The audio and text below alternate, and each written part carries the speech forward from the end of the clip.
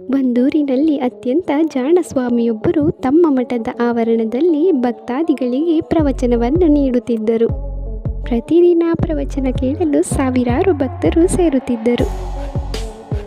ಇದ್ದಕ್ಕಿದ್ದಂತೆ ಒಂದು ದಿನ ಆ ಊರಿನ ಕೆರೆ ಗೋಡೆ ಕುಸಿದು ಕೆರೆಯ ನೀರು ನುಗ್ಗತೊಡಗಿತು. ಆದರೆ ಸ್ವಾಮೀಜಿ ಮಾತ್ರ, ನಾನು ದೇವರ ಕುರಿತು ಪ್ರವಚನ ಮಾಡುವವ, ನಾನು ದೇವರನ್ನು ತುಂಬಾ ನಂಬಿದ್ದೇನೆ, ಅವನು ಯಾವತ್ತೂ ನನ್ನ ಕೈ ಬಿಡುವುದಿಲ್ಲವೆಂದು ಮಠದಲ್ಲೇ ಕುಳಿತರು. ತುಂಬಾ ರಭಸದಿಂದ ಬಂದ ನೀರು ಮಠದೊಳಗೆ ಬರತೊಡಗಿತು.